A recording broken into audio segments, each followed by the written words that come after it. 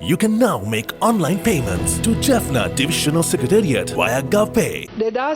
Back in 2011 to 2012, the company Supreme SAT, which is affiliated with Supreme Global Holdings, signed an agreement with the Board of Investment of Sri Lanka on May 23, 2012 to launch a communication satellite. Between 2013 and 2014, the company spent over 12 million rupees on the satellite project. According to the project proposal submitted by the company, the Sri Lankan government did not invest any funds in this project.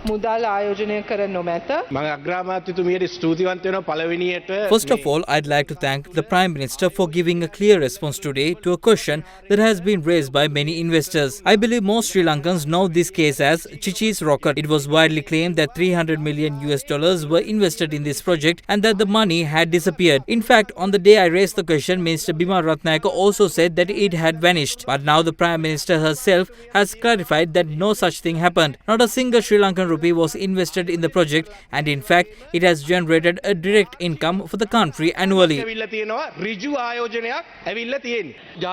the sake of national security, as a government, we are committed to safeguarding key parts of the electricity and energy sectors. That is our mission. Over the past 10 months, we have demonstrated how to attract investment without selling off the valuable assets that belong to our people. In 2001, when there was a UNP government, Ranil Wickremesinghe and Karu Jayasuriya as the Minister of Energy presented a favourable draft bill that is still believed to be the best draft by any expert to date. But the JVP protested and sent that government home.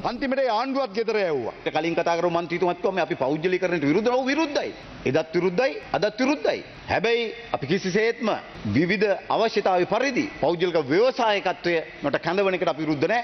සාහස් දනවි ව්‍යාපෘතිය. The 300 megawatt Sahas Danwe project was approved on the 31st of January 2025 by the current government, but the project was approved based on fabricated data. It is stated that the cost of generation per unit is 20 rupees and 15 cents, but the calculation was done by considering the price of a litre of diesel to be 110 rupees and the exchange rate of US dollars to be 195 rupees. In April, the Electricity Board and the LTL signed the power purchase agreement for the Sahas Danwe power plant. The loss incurred by the country is 73 billion rupees.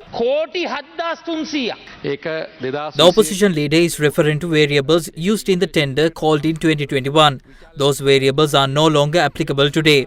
Therefore, do not come to Parliament repeating falsehoods spread by former MPs like Gamampila. It isn't suitable for you. The citizens of this country are still wondering where they find some relief. I was listening to the minister's speech this morning, hoping to hear an announcement about reducing electricity tariffs. If you had made such a statement, you would have been celebrated. At a time when ministers are losing public approval, it is important to have some who are commended. Perhaps you are also aiming for that recognition. However, what we are witnessing is that the promises made while in opposition are no longer the reality when in government.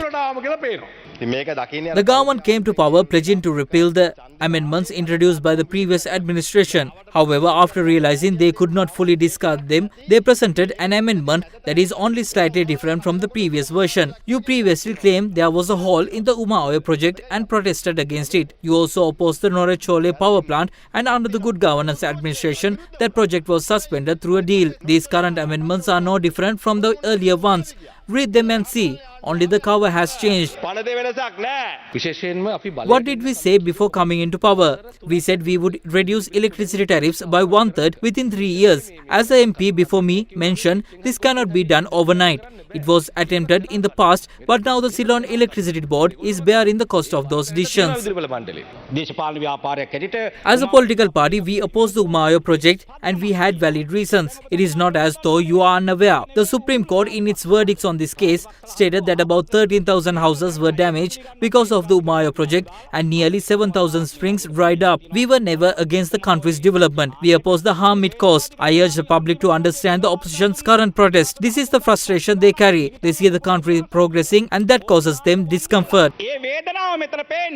In the vote following the second reading debate on the Sri Lanka Electricity Amendment Bill, 121 votes were cast in favour and 25 votes against. The bill presented for its third reading was subsequently passed with amendments. පනත් කෙටුම්පත කාරක සභාවේදී සලකා බලා සංශෝධන සහිතව සම්මත කරන ලද බව දන්වනු කැමැත්තෙමි.